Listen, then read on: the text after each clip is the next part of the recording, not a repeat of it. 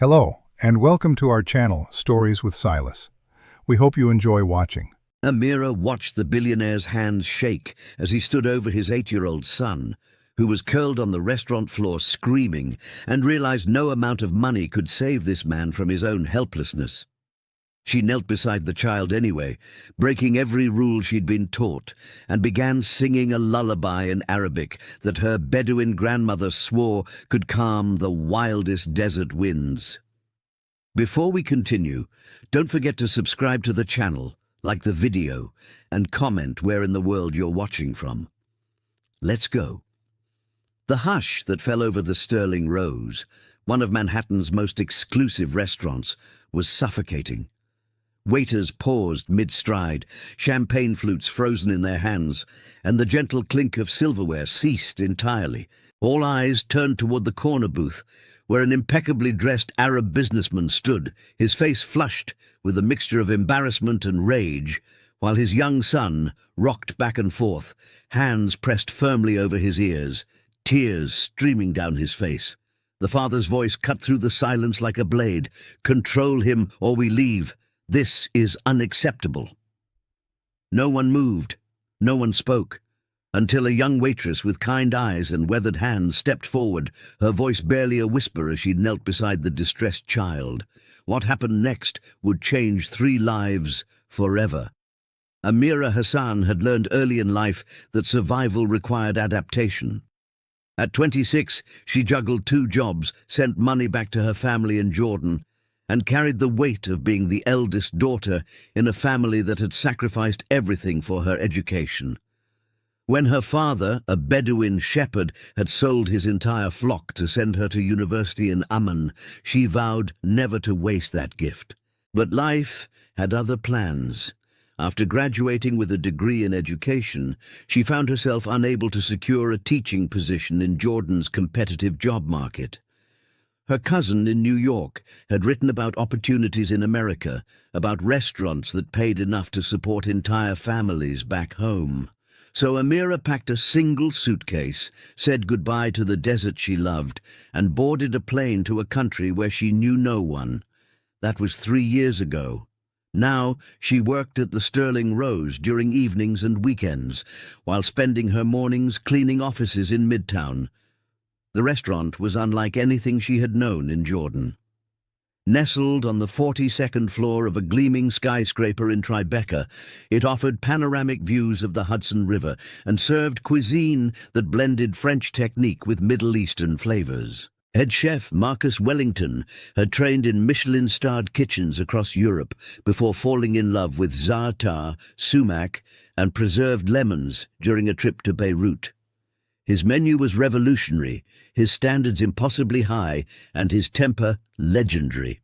The staff wore elegant black uniforms with subtle gold embroidery along the collar. Each server was trained to memorize wine pairings, understand the origin of every ingredient, and provide service so seamless it felt invisible. Amira had worked tirelessly to master the intricate dance of fine dining. She studied wine regions during her subway commute, practiced her English pronunciation late into the night, and learned to move through the dining room with the grace expected of Sterling Rose staff. Her managers praised her attention to detail. Customers appreciated her genuine warmth, the way she listened when they spoke about their lives, their celebrations, their sorrows. But beneath the polished exterior, Amira carried her own burdens. She shared a cramped studio apartment in Queens with 2 other women from Jordan. Her bed was a mattress on the floor, tucked behind a curtain for privacy. She sent 70% of her earnings home, where her younger siblings were still in school and her father's health was failing. The remaining 30% barely covered her rent, transportation, and meals. She ate the staff meal at Sterling Rose gratefully, often saving half for the next day.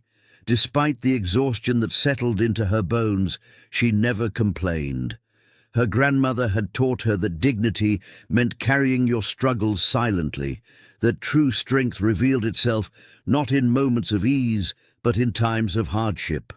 That Tuesday evening in September, Amira arrived at the Sterling Rose 2 hours before her shift, as always. She helped the prep team organize the mise en place, polished water glasses until they sparkled under the crystal chandeliers, and reviewed the evening's reservations. The maitre d', a stern man named Gregory Ashford, mentioned that several VIP tables were booked, including a last-minute reservation for a wealthy businessman from Dubai. "Table 12, Gregory said, his tone clipped. "Khalid Al-Mansour, tech industry, worth billions. He's traveling with his son. Apparently the boy has special needs. Be prepared for anything." Amira nodded, but her mind was elsewhere. She thought of her youngest brother, Tariq, who had struggled in school until their mother discovered he learned differently than other children. She remembered how their grandmother would sing to him during his moments of frustration, how those ancient melodies seemed to unlock something within him. "Amira," Gregory's voice pulled her back. "You'll be assigned to Section 3 tonight, tables 10, 11, and 12. Her heart quickened slightly. Table 12, the VIP. The dining room filled quickly as the evening rush began. Amira moved through her section with practiced efficiency, greeting a couple celebrating their anniversary at table 10, ensuring their champagne was properly chilled. At table 11, a group of investment bankers discussed market trends while she expertly described the evening's specials. She could feel the anticipation building in her chest. Table 12 remained empty, a reserved sign positioned prominently on the pristine white tablecloth. Then, at precisely 7:30, Gregory appeared at her elbow, his expression unreadable. "They've arrived," he murmured. "Remember, impeccable service, no matter what happens." Khalid Al-Mansour entered the Sterling Rose like a man accustomed to commanding attention. At 42, he possessed the bearing of someone who had built an empire from nothing. His custom-tailored charcoal suit was cut perfectly to his athletic frame, and his watch, a limited-edition Patek Philippe, caught the light as he moved. His dark hair was swept back with precision, and his beard was trimmed in the modern Gulf style, neither too long nor too short. He scanned the restaurant with the calculating gaze of someone evaluating an investment, noting the elegant decor, the quality of the clientele, the efficiency of the staff. But it was the boy beside him who drew Amira's immediate attention. Omar Al-Mansour was 8 years old, small for his age, with his father's dark eyes and thick lashes. He wore a navy blazer that seemed too formal, too constricting for a child. His hands fluttered at his sides, fingers moving in repetitive patterns that Amira recognized instantly. He didn't make eye contact with anyone, his gaze fixed somewhere in the middle distance. As they walked toward table 12, Omar's steps became increasingly hesitant. The restaurant's ambient noise, the clinking glasses, the murmured conversations, the soft jazz playing from hidden speakers, all of it seemed to press against him. Khalid's hand rested on his son's shoulder, guiding him forward with what appeared to be patience, but felt more like barely controlled tension. Amira watched as the boy's breathing quickened, his chest rising and falling rapidly beneath his small dress shirt. She had seen this before. Her brother Tariq, during family gatherings when too many voices overlapped, too many hands reached out to touch him, too many smells and sounds overwhelmed his senses. As they approached, Amira stepped forward with a gentle smile, her posture relaxed, non-threatening. "Good evening," she said softly, her accent lending a melodic quality to her English. "Welcome to the Sterling Rose. My name is Amira, and I'll be taking care of you this evening." Khalid barely acknowledged her, his attention fixed on getting Omar seated. The boy hesitated before the chair, his hands now covering his ears intermittently, pressing and releasing, pressing and releasing. "Omar," Khalid said, his voice tight. "Sit down, please." The child didn't respond. His eyes darted around the room, taking in too much, processing too quickly. Amira noticed the other diners beginning to glance their way. She saw the questions in their eyes, the judgment forming before they even understood the situation. Without thinking, she knelt slightly, bringing herself to Omar's eye level without forcing eye contact. "The chair is very comfortable," she said quietly, her voice barely above a whisper. "Would you like to feel it first?" It was a technique her grandmother had used with Tariq, offering choice instead of demand, creating a sense of control in an overwhelming situation. Omar's hands lowered slightly. He reached out tentatively and touched the leather chair, running his fingers over the smooth surface. After a moment he sat down, but his body remained rigid, coiled like a spring ready to release. Khalid exhaled, a sound of temporary relief, and took his own seat. "Water," he said curtly to Amira, "still not sparkling, and bring the menu quickly. We won't be long." Amira nodded and moved swiftly to retrieve the water, her mind racing. She had served hundreds of families, including parents with children who needed extra patience. But something about this situation felt different. The father's tension was palpable, radiating from him in waves. It wasn't anger exactly, but rather the exhaustion of someone who had fought the same battle too many times and was preparing for defeat. When she returned with the still water and menus, Omar was rocking slightly in his chair, his gaze fixed on the chandelier above their table. The crystals caught the light, sending fractured rainbows across the ceiling. His fingers moved in rapid, precise patterns, tapping against his thigh in a rhythm only he could hear. "Here is our menu this evening," Amira said gently, placing the leather-bound folder in front of Khalid. "Our chef has prepared several specials. The lamb shoulder with pomegranate molasses is exceptional tonight, and we also have—" Khalid raised his hand, cutting her off. "Give us a few minutes," he said, not looking at her. His eyes remained fixed on Omar, watchful, waiting. Amira retreated to a respectful distance, but she didn't leave. Something told her to stay close. She busied herself at the service station nearby, organizing napkins that didn't need organizing, polishing silverware that was already spotless. From this vantage point, she could observe without intruding. Khalid leaned toward his son, his voice low but firm. "Omar, look at me. We talked about this. We practiced." The boy didn't respond. His rocking intensified slightly, a self-soothing mechanism Amira recognized.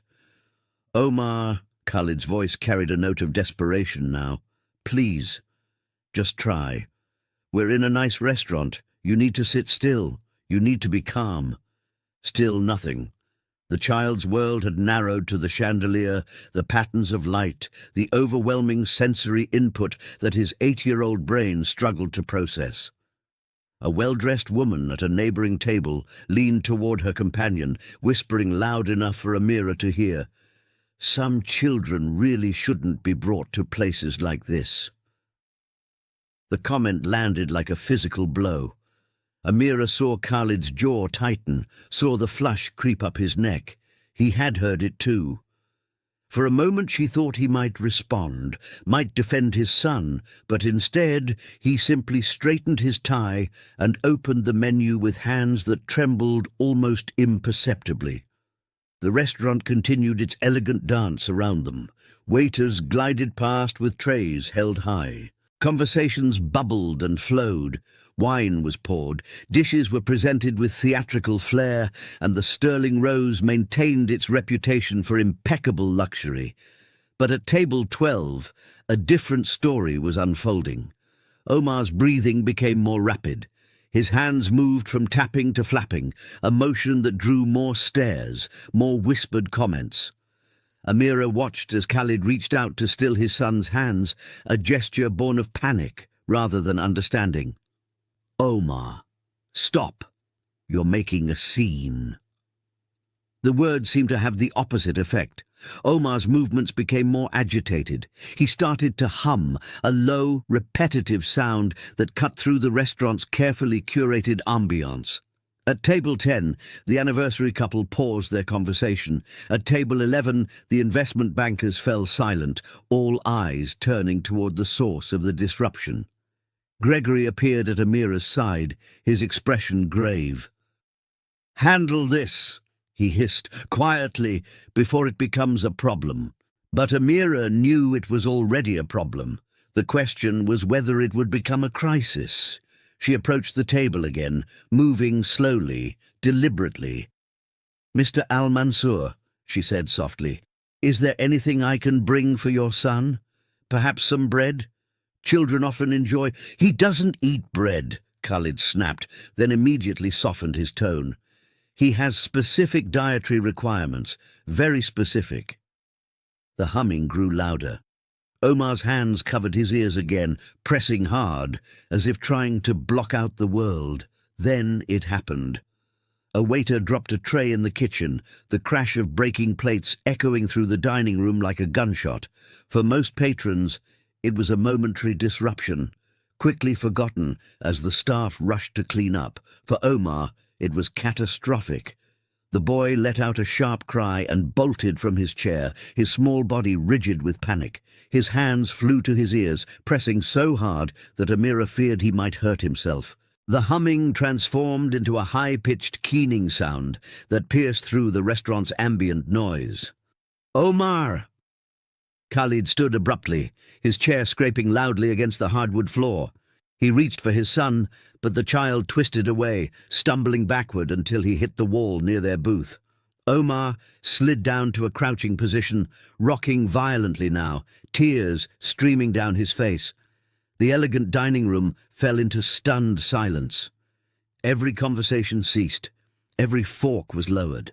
The pianist's fingers froze on the keys mid-melody.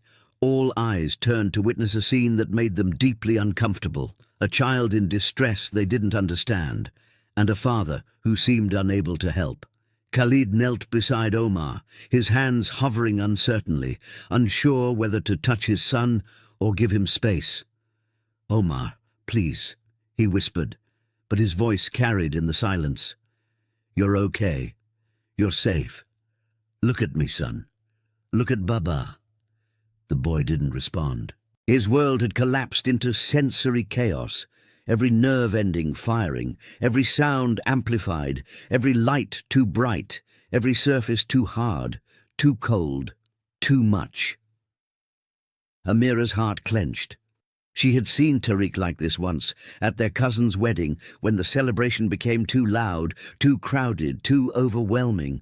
She remembered how her grandmother had gently pulled him away from the chaos, had sat with him in the quiet darkness of a back room, singing until his breathing calmed.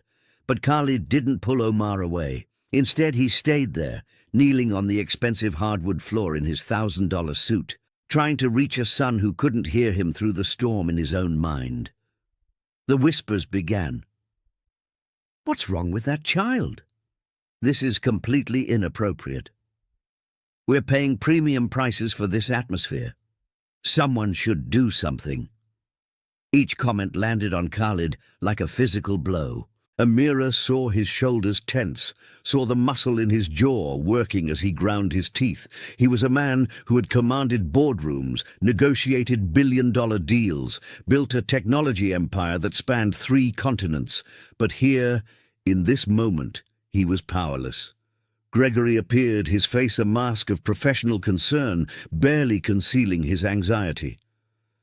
"Mr. Al-Mansour," he said quietly, "perhaps we could move you to a private dining room, somewhere quieter." It was the wrong thing to say.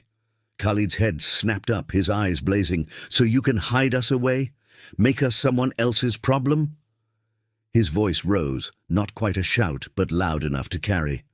"My son is not a problem to be managed. He's a child who's overwhelmed." The maître d' raised his hands in a placating gesture. "Sir, I didn't mean to imply—" "Yes, you did," Khalid cut him off. He stood now, his full height imposing, his anger finally finding a target. "You think I don't see how everyone is staring? You think I don't hear what they're saying about my son? Omar's keening grew louder, more desperate. The sound was raw, primal, the cry of a child who couldn't escape his own nervous system. Khalid turned to the room, addressing the other diners directly, his voice cracking with emotion and rage. "You want us to leave? Is that what you want? Because my son experiences the world differently than you? Because he can't control what's happening to his body right now?" The silence that followed was deafening. No one met his gaze. They looked away, suddenly fascinated by their wineglasses, their plates, anything but the man defending his child's right to exist in public space. Khalid turned back to Gregory, his voice breaking. "Just tell us to leave. Say it. Control my son or get out. That's what you're all thinking, isn't it?" His hands clenched into fists at his sides. "Do you think I don't try? Do you think I haven't spent every day of the past 8 years trying to help him? I've taken him to specialists in Geneva, London, Boston. I've hired the best therapists money can buy. I've read every book, attended every workshop, learned every technique." His voice cracked. "And still, I can't reach him. I can't help my own son." Omar's cries escalated, his small body trembling violently. He had curled into himself, knees drawn to his chest, hands still pressed against his ears. The sound he made was wordless agony, the keening of a child trapped in a sensory prison with no escape. Something inside Amira shifted. She stopped thinking about protocol, about her job, about what Gregory might say. She thought only of that little boy suffering on the floor, of her brother Tariq, of every child who had ever felt too much and had no way to express it. She knelt beside Omar, moving slowly, carefully, making herself small and non-threatening. Khalid looked at her, his eyes red-rimmed, a mixture of desperation and suspicion on his face. "Don't," he said hoarsely. "Don't touch him. He doesn't like to be touched when he's like this." Amira nodded. "I won't," she promised softly. And then, without thinking, without planning, she began to sing. The words came from somewhere deep in her memory, from summer nights in the Jordanian desert when her grandmother would sit beneath the stars and sing the old songs, the ones passed down through generations of Bedouin women. Ya Latnam, Ya Hello, Ya Ghazal. Sleep now, my beautiful one, my gazelle." Her voice was quiet at first, barely above a whisper, but it carried the ancient melody with perfect clarity. The Arabic words flowed like water over stones, smooth and eternal. El Njum Bitharisak, Wel Amar Biyinawir Darabak. The stars watch over you, and the moon lights your path. Omar's keening didn't stop immediately, but something changed. His rocking slowed just slightly. His fingers pressed less frantically against his ears. Amira continued, her voice gaining confidence as the familiar words wrapped around her like her grandmother's embrace. Matechaf min el-lail, matechaf min el-wad. Don't fear the night, don't fear the day. This was the lullaby her grandmother had sung to calm frightened children during sandstorms, when the desert wind howled and the world seemed to shake apart. This was the song that had soothed Tariq during his worst moments, when nothing else could reach him. Ana hun ma'ak, ya rohi ya habibi. I am here with you, my soul, my beloved. The restaurant remained frozen, but now their silence felt different. People weren't turning away anymore. They were watching, transfixed, as this young waitress in her black uniform knelt beside a child in crisis and sang to him in a language most of them didn't understand, but somehow felt. Khalid stood motionless, his hand covering his mouth, tears streaming freely down his face now. He watched as his son's breathing began to slow, as the terrible tension in Omar's small body started to release.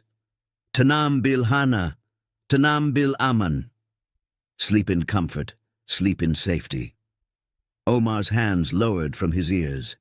His eyes, still unfocused, turned slightly toward Amira. He wasn't looking at her exactly, but he was listening.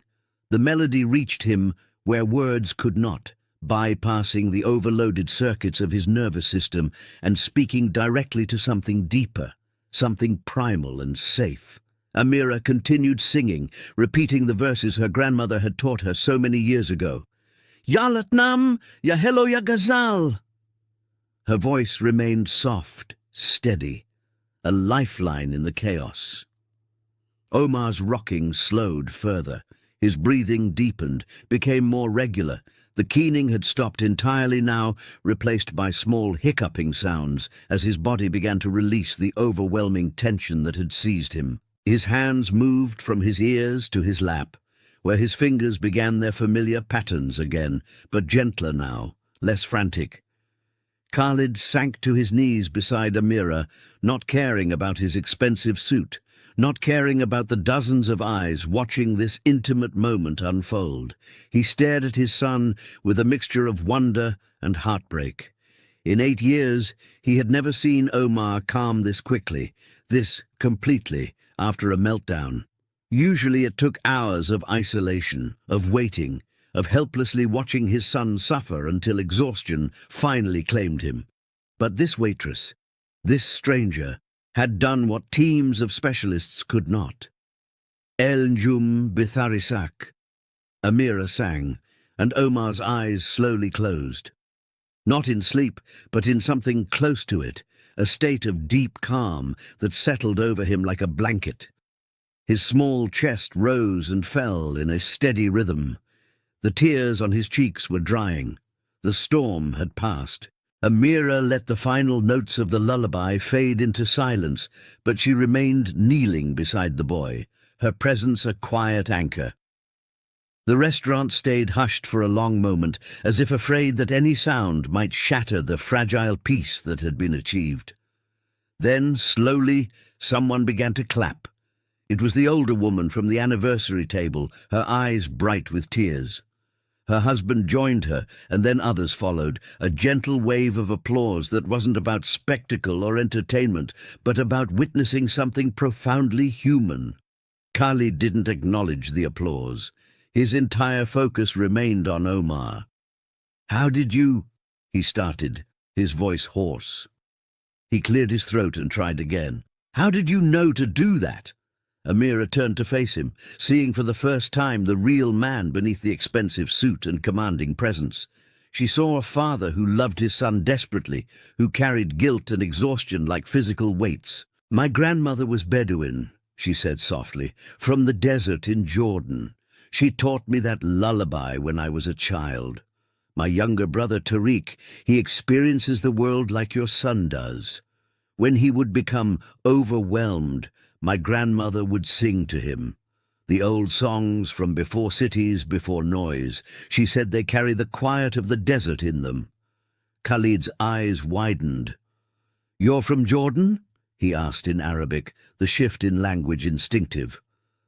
Amira nodded, responding in kind. "Yes, from a small village near Wadi Rum. I came here 3 years ago."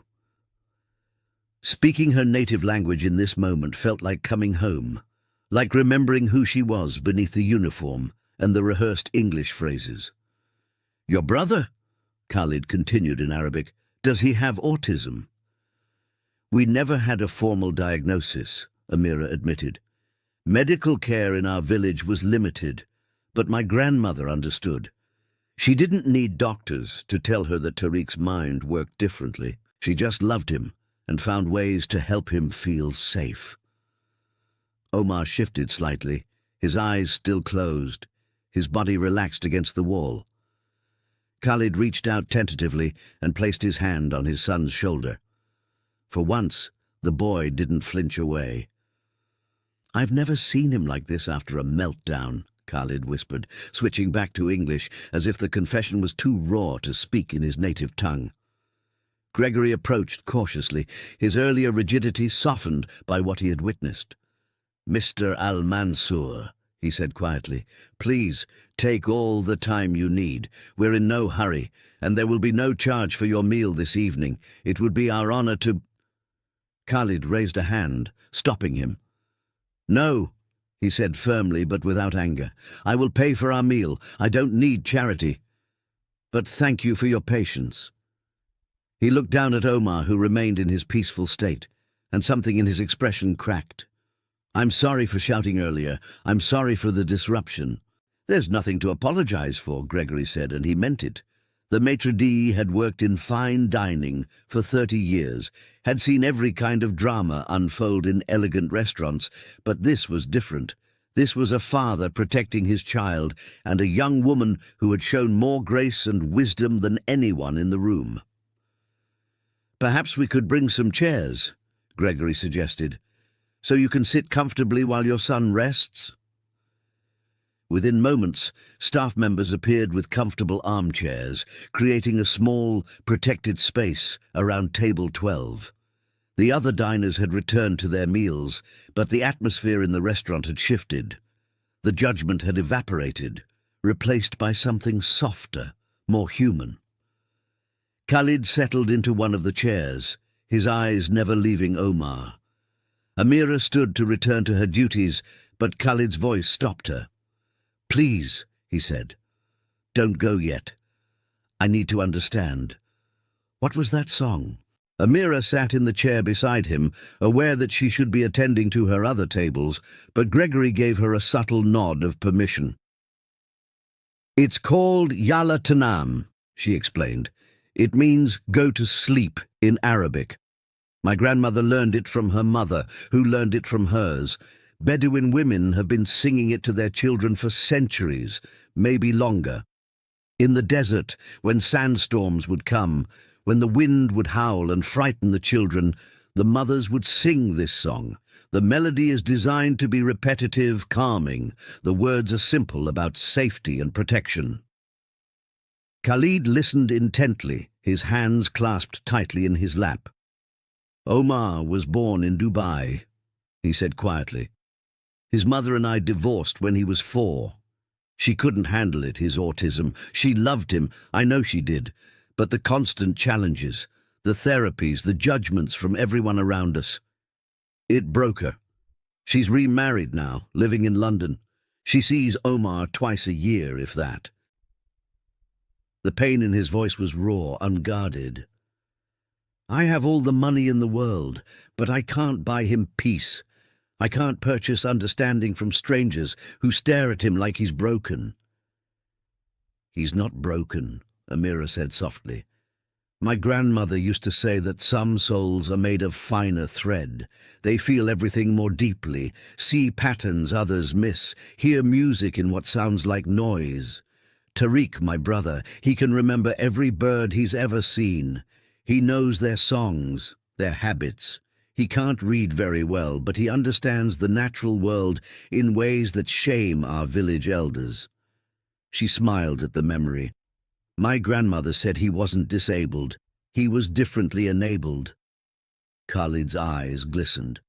"I've spent 8 years fighting Omar's autism, trying to fix it, cure it, manage it. I've hired behavioral therapists, occupational therapists, speech therapists. I've put him on special diets, tried every intervention known to science. And maybe I've been fighting the wrong battle. Maybe I should have been learning his language instead of forcing him to speak mine." The words hung between them, heavy with realization and regret. Omar stirred slightly, his eyes opening. He looked around the restaurant with less fear now, as if the world had been turned down to a manageable volume. His gaze settled on Amira, and for the briefest moment, their eyes met. Not the direct, sustained eye contact that neurotypical children make, but a fleeting connection that felt profound in its rarity. "Shukran," Omar whispered, the Arabic word for thank you barely audible. It was the first word he had spoken all evening. Khalid's breath caught in his throat. "Afwan, Habibi," Amira replied gently. "You're welcome, beloved." The endearment was natural, the kind any Arab woman might use with a child, but it brought fresh tears to Khalid's eyes.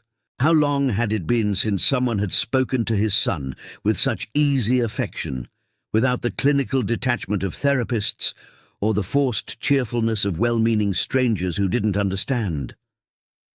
Omar's hand moved tentatively, reaching toward Amira.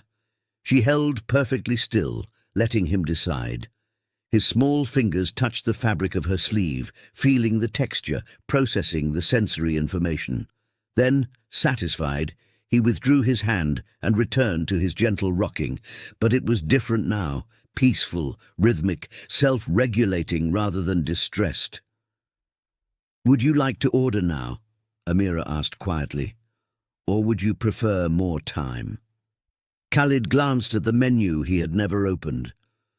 "What would you recommend? For a child with very specific needs. He doesn't like mixed textures. Nothing too spicy. Temperature matters. It can't be too hot." He had delivered this explanation 1,000 times, always bracing for judgment or inconvenience. But Amira simply nodded, thinking. "The grilled chicken breast," she suggested. "Plain, no sauce. We can serve it at room temperature if that helps. With steamed rice, each grain separate, not sticky, and steamed vegetables on the side, not touching the other food." Khalid stared at her. "You understand?" It wasn't a question. "I understand," she confirmed. "Tariq won't eat anything that touches on his plate, and he needs to see his food prepared to know what's in it. My mother learned to let him help in the kitchen. It became a ritual that comforted him." Khalid ordered the meal Amira had suggested for Omar, and for himself, a simple lamb dish. As Amira walked away to place the order, he felt something he hadn't experienced in years when dining out with his son: hope. Not that the meal would be perfect, but that they were in a place where Omar's needs were understood rather than merely tolerated. Chef Marcus Wellington himself came out to meet them, having heard about the extraordinary scene in his dining room. He knelt beside Omar, but kept a respectful distance, understanding without being told that the boy needed space. "I'm Marcus," he said gently. "I'm going to cook your chicken myself. Would you like it cut in squares or strips?" Omar didn't answer, but he held up 4 fingers. "Squares it is," Marcus said with a smile. 4 pieces exactly." He stood and shook Khalid's hand. "It's an honor to serve you both. And that young woman," he gestured toward Amira. "She's something special. We're lucky to have her." The meal, when it arrived, was presented simply. Omar's food came on a plain white plate, each element separate and precisely portioned. The chicken was cut into exactly 4 equal squares. The rice was mounded neatly to one side. The vegetables, carrots and green beans were arranged on a separate small plate. Omar studied the food carefully, then picked up his fork and began to eat, slowly, methodically, but without distress. Khalid watched his son eat in public for the first time in months and felt the weight he'd been carrying begin to lift, just slightly. As they ate, other diners approached their table, not to complain, but to offer kindness. A mother with a teenage daughter who had Down syndrome stopped by. "You're doing a beautiful job," she told Khalid quietly. "I know how hard it is." An elderly man paused to say, "That young lady who sang to your boy, she's got a gift. You're blessed she was here tonight." Each kindness chipped away at the isolation Khalid had built around himself and his son. He had convinced himself that the world was hostile, that he had to fight everyone to protect Omar.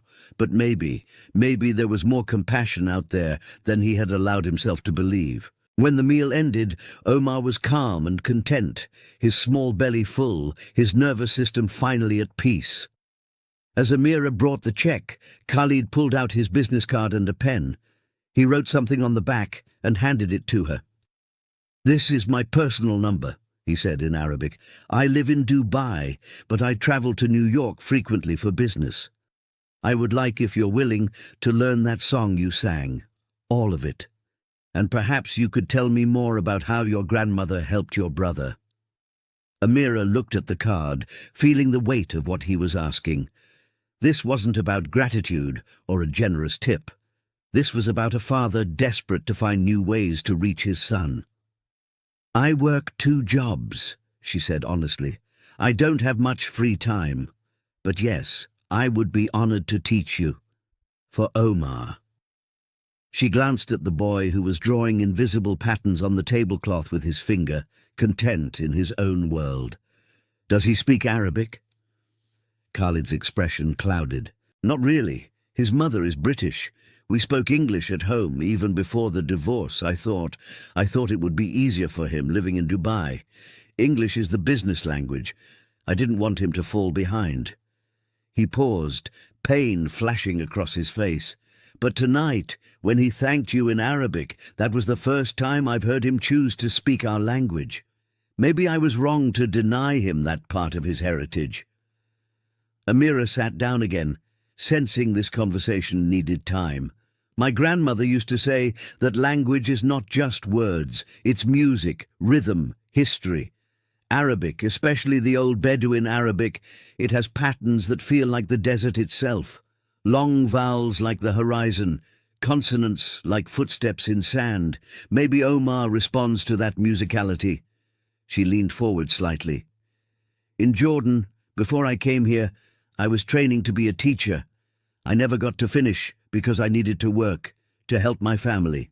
But I learned that children like Tariq, like Omar, they often respond better to music and rhythm than to spoken instruction. The lullaby worked because it's pure sound and feeling. No demands, no expectations." Khalid absorbed this, his analytical mind already turning over possibilities. "I've focused so much on teaching him to adapt to our world. Speech therapy to help him communicate in ways others understand. Behavioral therapy to help him manage in social situations. Occupational therapy to help him tolerate sensory input." He looked at his son with new eyes. "But I never thought about adapting myself to his world, learning his language instead of forcing him to speak mine." The realization seemed to settle over him, like the desert sunset Amira remembered from home, beautiful and painful at once. "It's not too late," Amira said softly. "You're here now. You're trying. That matters." She glanced at her watch and stood reluctantly. "I need to check on my other tables, but I'll text you tomorrow. We can arrange a time to meet." As she walked away, Khalid called after her. "Wait, how much do I owe you? For the lesson? For your time?" Amira turned back, understanding the question behind the question. He was a man who solved problems with money because that's what had always worked. But this wasn't a transaction. "Nothing," she said firmly. "This isn't business, Mr. Al-Mansour. This is one Arab helping another. This is family, even if we just met." The word family hung in the air between them, carrying weight it hadn't held moments before. Khalid nodded slowly, accepting the boundary she had drawn and the gift she was offering. When they finally left the restaurant an hour later, Omar walked out, holding his father's hand, something he rarely tolerated. The boy was tired but peaceful, occasionally humming a few notes of the lullaby Amira had sung.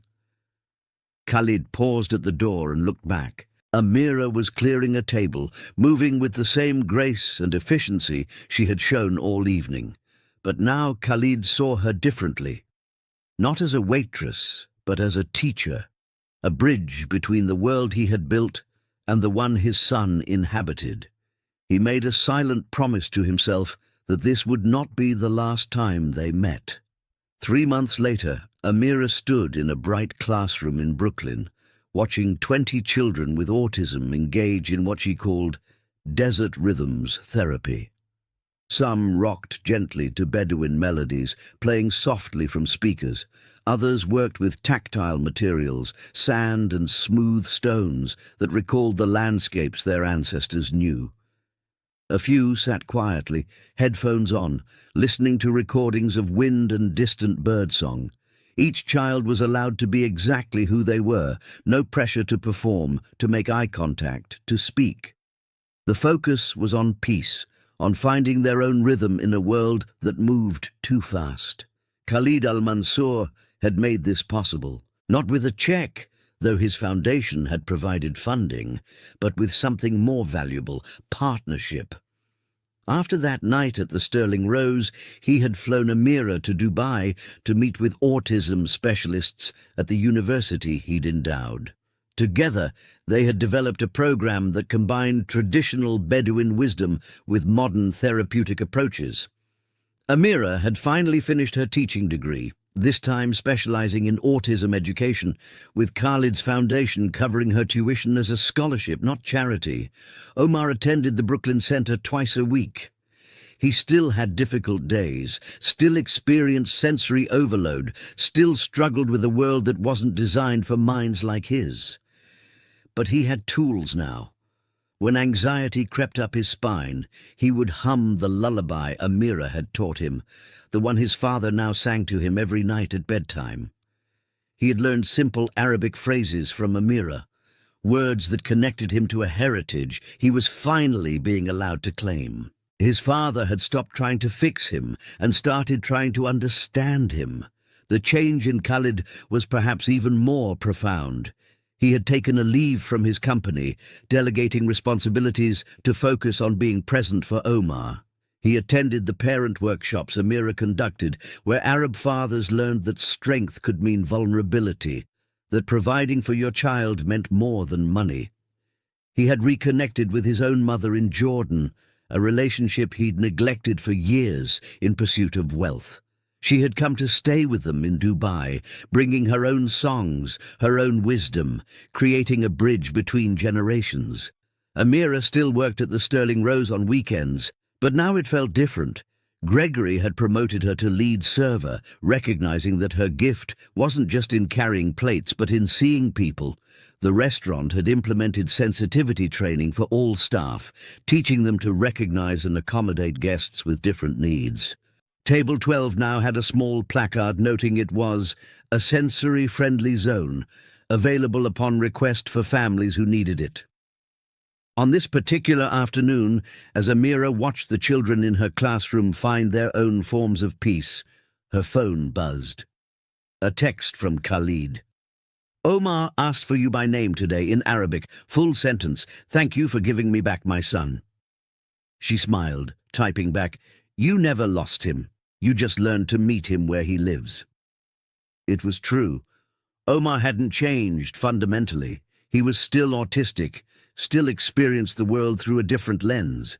But he was no longer alone in that experience. His father had learned to step into his world, and together they had built a bridge. That evening, Amira returned to her apartment in Queens. It was still small, still cramped, but she had moved her mattress onto a proper bed frame now. Her siblings were thriving back in Jordan. Her father's health had stabilized, and she could afford to keep a little more of her earnings. More importantly, she carried with her the knowledge that her grandmother's wisdom, the ancient songs of the desert, the understanding passed down through generations of Bedouin women, had value beyond measure. Sometimes the most powerful medicine isn't found in research labs or expensive therapy centers. Sometimes it's carried in the hearts of grandmothers, in lullabies sung under desert stars, in the simple act of meeting someone where they are rather than demanding they come to you. Amira had learned this truth in the sands of Wadi Rum. Khalid had learned it on the floor of a Manhattan restaurant. And Omar, beautiful Omar with his different lens on reality, had been the teacher all along. And so ends the story of how a Bedouin lullaby bridged two worlds and reminded a father that love doesn't require fixing, only understanding. From a moment of crisis in an exclusive restaurant to the creation of a program helping hundreds of families, this journey shows us that sometimes the solutions we seek aren't found in wealth or status, but in the wisdom of those we least expect. Amira's courage to step forward and Khalid's humility to listen transformed not just their lives, but the lives of countless children and families navigating autism. If this story moved you, please like, share, and subscribe for more inspiring tales of connection, compassion, and unexpected heroes. Let us know in the comments. Have you ever witnessed a moment where cultural wisdom provided healing that modern medicine couldn't? Share your stories below. Remember, every person you meet is carrying wisdom you haven't learned yet. Stay open, stay humble, and never underestimate the power of an ancient song.